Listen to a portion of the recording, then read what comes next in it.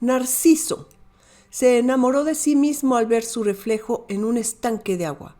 Fascinado ante la imagen, cayó en un trance de contemplación que le impedía alejarse de ese estanque.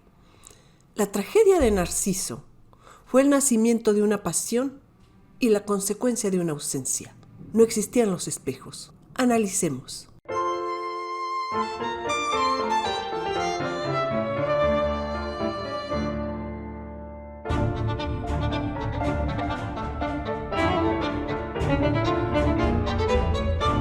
Los espejos de uso común fueron una realidad hasta las últimas décadas del siglo XVII.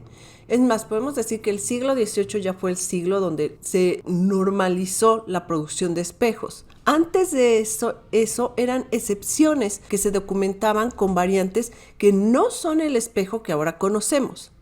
Narciso no fue el único. Según los textos milenarios de los Himalayas, se menciona la leyenda de una joven que se miró reflejada en el agua de la nieve derretida. Entonces se sorprendió, se movió y al ver su movimiento y gestos multiplicados, comprendió que era ella misma. Podemos decir que la inmensa mayoría de las personas en la antigüedad nunca se vieron reflejados con nitidez para saber cómo eran exactamente. Eso ahorita no lo tenemos pensado en nuestra sociedad, pero imagínense miles de años y avances tecnológicos, humanistas, con esa ausencia de nuestra propia imagen. Por eso, el retrato fue tan importante para la sociedad y la naturaleza humana. Entonces el artista era el espejo de las personas y confiaban en su visión y en su veracidad. Encargaban un retrato con dos intenciones muy claras. Por un lado, conservarlo, tener el retrato de una persona amada, etcétera,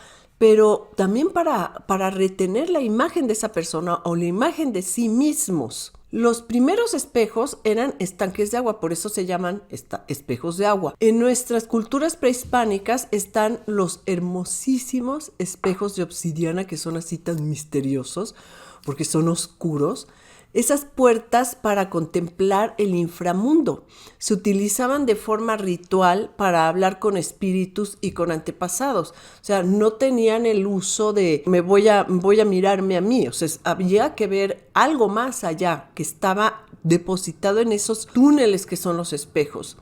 Los espejos de piedras pulidas están presentes desde hace más de 3,000 años en Asia y en África, pero no se reflejaba con claridad, es decir, pues obviamente la piedra tiene sus propios matices. En el esfuerzo de buscar superficies reflejantes, se pulían láminas de metal como el cobre y la plata. Recuerden el escudo de Perseo, que pulió para reflejar a la gorgona que cayó paralizada ante su imagen. Ella, como Narciso, no supo qué hacer ante la presencia de sí misma. En ese asesinato, la muerte súbita y horrorizada de la gorgona, la naturaleza humana encontró el dolor de saber que somos insoportables para nosotros mismos. En el Imperio Grecolatino, los espejos eran cristales en los que se aplicaba una delgada capa de oro o plata. También había obviamente espejos de plata pura, como les digo, como el escudo de Perseo, o sea, el metal pulido simplemente. Pero desde entonces, por su costo y la dificultad para fabricarlos, eran un lujo de las clases privilegiadas. El resto de las personas no tenían acceso a esa visión de sí mismos. Incluso se les prohibía a los esclavos mirarse en los espejos de estas personas poderosas. O sea, los espejos eran un privilegio, no solamente el uso del espejo y comprarlo, sino tenerlo para la contemplación era un lujo que nada más podían tener unas personas. El espejo se convirtió en símbolo de estatus. Esos metales pulidos exigían superficies perfectamente planas para que la luz pudiera reflejarse. El espejo, más que multiplicar la imagen, lo que refleja es la luz. Y solo esas superficies impolutas eran capaces de hacerlo. Entonces no debería de haber ondulaciones, no debería de haber ningún defecto para que fuera lo más fiel posible. En el final de la Edad Media, que fue nuestra primera revolución industrial, la verdad que se cree que la Edad Media fue nada más así un momento de ignorancia o de oscurantismo, falso. O sea, la industria avanzó muchísimo.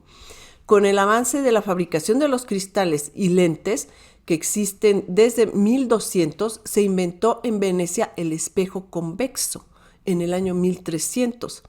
El rey Enrique V de Inglaterra tenía 3 espejos, uno de ellos convexo.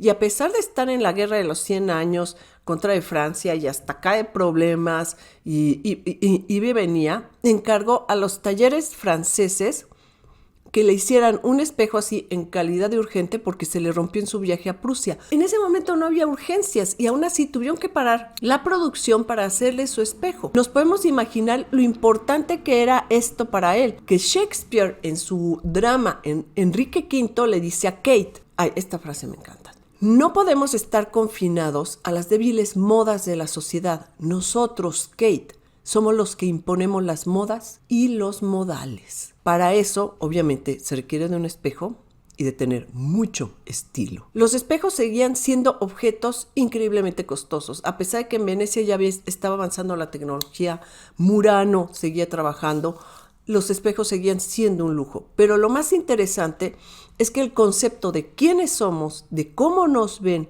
y la descripción que se hace de una persona aún era más subjetiva. Es decir, siempre obviamente hay una dosis de engaño en cada uno de nosotros, incluso cuando nos vemos en un espejo, o sea, vemos lo que queremos ver.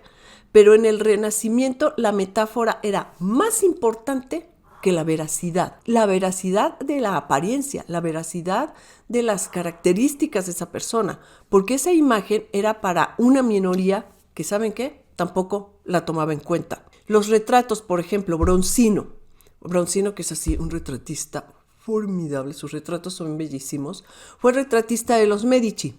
Sus obras tenían una parte de la fisionomía real del personaje, o sea, sí captaba esa fisionomía, sí estudiaba las actitudes, pero había otra que estaba inspirada en las descripciones metafóricas y literarias de las virtudes de una persona. O sea, leía poesía, leía a los griegos, leía a los latinos, establecían esas virtudes y esas virtudes deben reflejarse en la pintura. Entonces se parte de la fisionomía y se termina en la apreciación filosófica y literaria de cada personaje. Obviamente por eso se mitificaron y obviamente por eso Cosimo de Medici hizo así una gran campaña de imagen a través de estos extraordinarios retratistas. Uno de los negocios más fallidos del genio de Gutenberg fue así, formidable como tecnológico, artista, pero fue, yo creo, de los peores hombres de negocios de la vida, el pobre. Uno de sus negocios fallidos fue la fabricación de miles de pequeños espejos en metales pulidos. Hizo unos espejitos así, de este tamañito, para presenciar el milagro del rayo de luz que entraría por las ventanas de la catedral del pueblo de Aachen al descubrir las reliquias de Carlomagno. O sea, era el evento, entonces iban a llegar así peregrinos de todas partes. Entonces él se puso a hacer estos espejitos con su socio. Los peregrinos captarían esa luz con los espejos que se cargarían de la energía de la santidad. La iglesia retrasa el evento un año y Gutenberg se quedó sin milagro y con una deuda impagable. La tecnología fue avanzando y en el Renacimiento, con la fabricación del vidrio y los pulidos más precisos, los espejos comenzaron a ser un poco más grandes. Un espejo, mítico en la pintura. En las Meninas de Velázquez, por ejemplo, la imagen del fondo de los reyes es muy probable que sea un espejo de hoja de plata. Velázquez lo pone del centro un poco para la izquierda de la pintura, porque un espejo de esas dimensiones era un lujo excepcional. Ahora, toda esa pintura, pues, es de imaginación de Velázquez. O sea, hay una parte que, digamos, es real, o sea, los personajes como tales, pero la composición, todo eso es de imaginación de Velázquez. Entonces es muy probable que incluso el espejo él lo haya hecho buscando que ese fondo fuera más misterioso, porque además está contra una puerta, y que se hiciera una fuga hacia el centro de la pintura. En la Venus del espejo, también de Velázquez, otra obra maestra que ha sufrido así ataques irracionales. Lo extraordinario es que la modelo tenga un espejo de esas dimensiones. O sea, no había espejos de ese tamaño. Velázquez, en su inmenso genio, seguramente inventó el espejo. Y el rostro de ella plasmada, pues está velado. está muy borroso. Es muy poético que sea un Cupido el que lo sostenga, porque repite el mito de Narciso de ella enamorada de su propia belleza. Se lo muestra y ¿qué es lo que ve ella? Pues se ve a sí misma. El rostro de la modelo está, ya les dije, está velado, pero el ángulo que refleja no es realista. Está dirigido más para la cadera. Sin embargo, pictóricamente es muy seductor que al estar ella de espaldas, mostrando un hermosísimo desnudo, podríamos ver su rostro y este sea una sombra lejana. Es el juego que también hace con los reyes, o sea, los reyes se ven y también son sombras, y aquí lo hace con el rostro de ella. Entonces hay una visión de Velázquez hacia los espejos en los que él busca la multiplicidad, no busca literalidad. Existe el lugar común y gran mentira de que cuando llegaron aquí los conquistadores a Mesoamérica, timaron a los indígenas cambiando espejitos por joyas.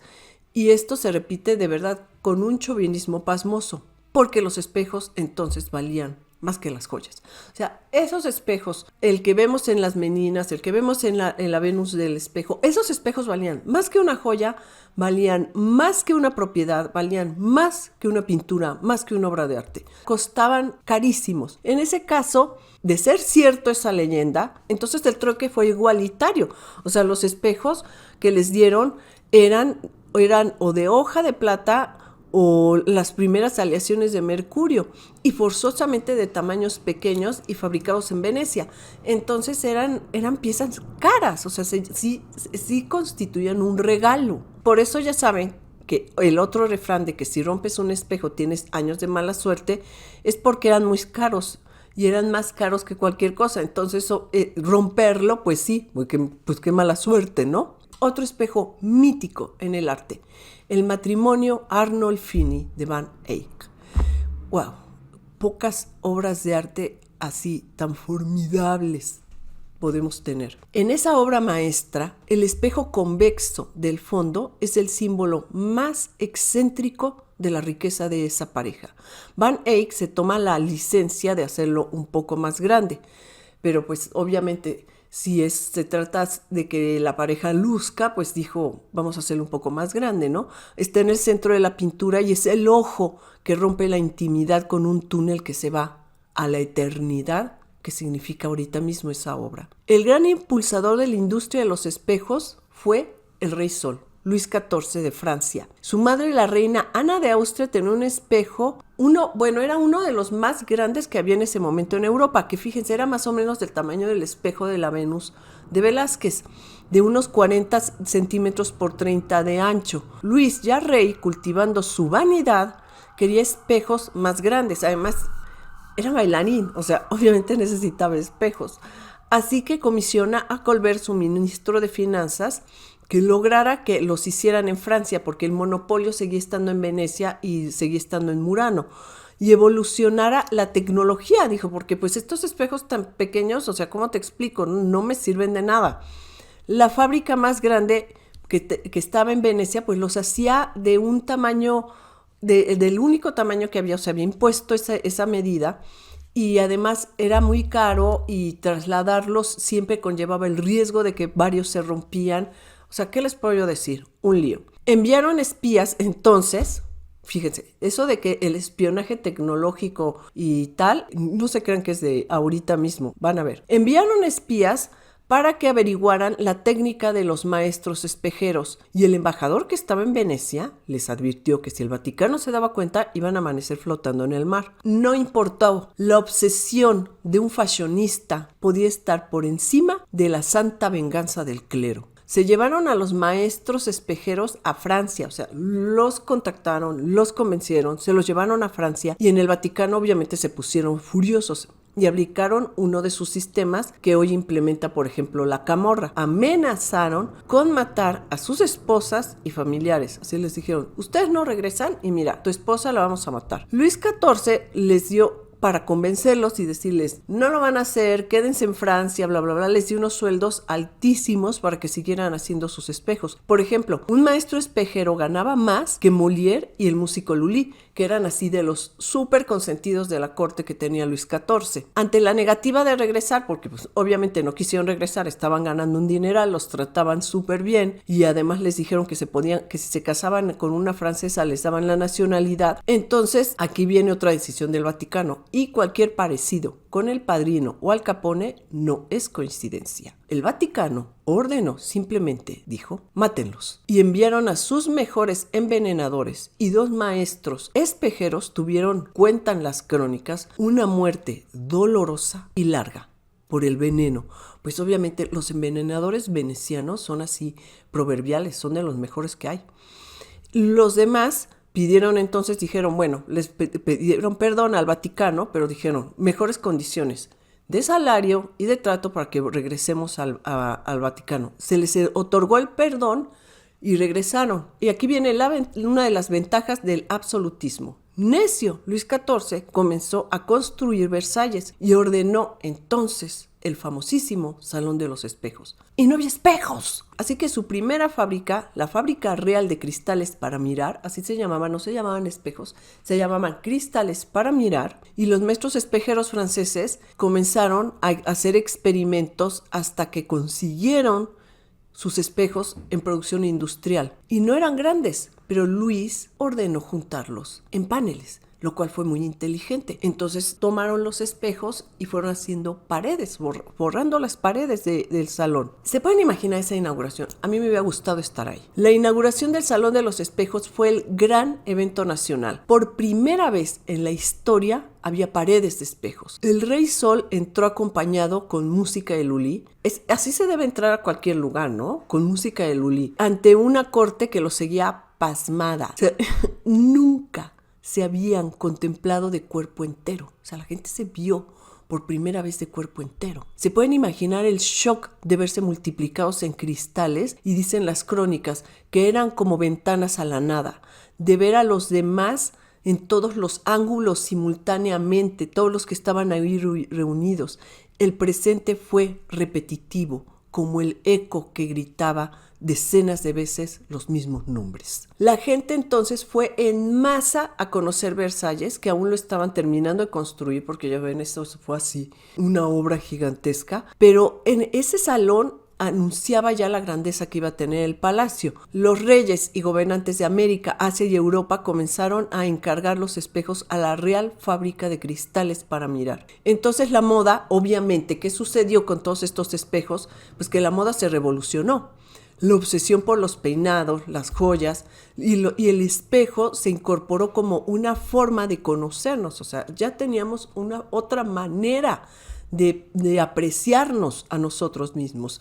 El arte tomó el espejo, es aquí algo muy importante que sucedió, que el arte tomó el espejo como una herramienta, porque antes de eso los autorretratos eran desde reflejos inexactos, y aún así hay grandes autorretratos. Pues ahí está el autorretrato de Leonardo da Vinci, y los artistas, al contemplarse en esta nitidez, hicieron que el autorretrato evolucionara como no lo hizo durante siglos. O sea, el autorretrato comenzó a crecer y a ser cada vez más detallado y más preciso. Como eran tan costosos, los artistas alquilaban los espejos y así realizaban sus obras. Se experimentó reflejando los propios trabajos sobre el espejo para detectar defectos, que es una técnica que se sigue usando ahorita con los artistas que son artistas verdaderos, obviamente, que trabajan sus obras, que reflejan los dibujos, reflejan las pinturas, para estudiarlos, verlos desde otro punto de vista. Y también se utilizó el espejo para que la metáfora de la imagen multiplicada entrara como parte del lenguaje visual. Entonces empezaron a surgir esas obras donde el personaje se veía en el espejo y lo podíamos ver, que el ejercicio que hizo Velázquez, pero ahora lo hizo muchísima gente más, muchos artistas.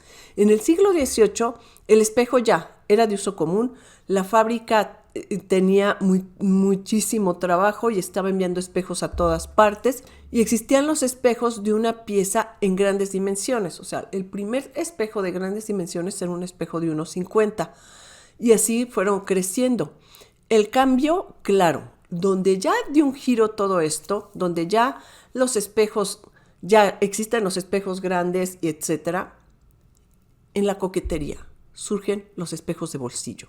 Entonces eso ya era lo último, tener ese espejo, traerlo en la mano como un objeto personal, casi como un amuleto. Y obviamente algo que evolucionó con el espejo, pues fue el erotismo, que vio en esa ventana una fantasía que se sumaría a sus excesos. Y entonces el arte hizo de este logro tecnológico, para que veamos cómo el arte siempre ha estado pendiente de la tecnología, de este logro tecnológico un lenguaje y una fantasía del lenguaje estético, la multiplicación de las formas, la abertura a esa perspectiva, que son fugas, así donde vemos los espejos, de que el plano adquiera una profundidad dinámica, la dio ese plano que se replica constantemente. Por ejemplo, obras que me gusta muchísimo el uso que hicieron del espejo. El retrato de Silvia Pinal realizado por Diego Rivera. ¡Qué bárbaro! ¡Qué retrato! Que es una respuesta, obviamente, a la Venus de Velázquez. O sea, hace el giro, Diego. Se dice que ella estaba desnuda. Esa es la historia, que Silvia Pinal estaba desnuda y le pintó el vestido después, que ella cuando llegó a ver el cuadro dijo, oye, no puede ser. Y entonces le pintó el vestido por encima, el vestido negro. El espejo refleja la espalda y el jardín del estudio del pintor en San Ángel, en la Ciudad de México. Ella no mira al frente, pero el juego visual desvía la mirada justamente al reflejo de su cuerpo. Y entonces podemos ver que es como si volteáramos al revés en la Venus del espejo de Velázquez, pero es en la posición, en la composición que hizo Diego Rivera. Otro cuadro que a mí me encanta, de Norman Rockwell, que de verdad tenía una capacidad de observación muy, muy interesante. Está en la labor del artista, está mirando su rostro en el espejo para hacer el boceto de su autorretrato y su cuerpo, el movimiento del cuerpo, documentando el ejercicio de pintarse y retratarse. Además, como con el rostro de él, como con admiración, con curiosidad. Edouard Manet, el bar en el Folies Bergère, que nos permite ver el fondo del bar y la gente mientras contemplamos el retrato de la camarera. Los espejos en los bares y en los cafés se pusieron de moda también en el siglo XVIII. Este cuadro obviamente es posterior, pero se pusieron muy de moda ya que se normalizó el uso del espejo y era la forma perfecta para conocer gente. Obviamente la gente se ponía a ligar también. Más allá de la decoración, eran parte de la diversión estarse viendo. Entonces había un café o un bar, sabía que no iba a tener éxito si no ponían espejos. Manet lo explota para darle obviamente profundidad al retrato y que el retrato no se quede en ese primer plano, sino que de nuevo nos abre la puerta para que veamos lo que ella está viendo. Además, hay de René Magritte, que es un juego precioso. Se llama No puede ser representado. La negación, al verse reflejado, obviamente es cuando nos ponemos de espaldas al espejo y sin embargo el espejo nos mira. Es paranoico pensar que aunque no veamos un espejo, esa ventana está ahí para observarnos y está ahí siempre abierta. Y es así como Lewis Carroll, pero está ahí. Herramienta del arte, objeto de consumo. La humanidad pasó por un largo trayecto para tener hoy esa ficción y verosímil versión del mundo y de nosotros mismos. Nos da deleite, nos da castigo y obsesiona. Nos miente y nos cautiva. Pero los espejos, como nuestra mirada, no tienen un solo sitio. Tienen un tiempo y es el eterno presente que grita sin ser escuchado. Si este video te gustó, danos un like, compártelo, observa el espejo de otra manera, suscríbete al canal, pon tus notificaciones, ya tenemos el super me gusta y nos vemos aquí para seguir hablando de estos misterios que se suman a la contemplación y a la creación del arte. Hasta pronto.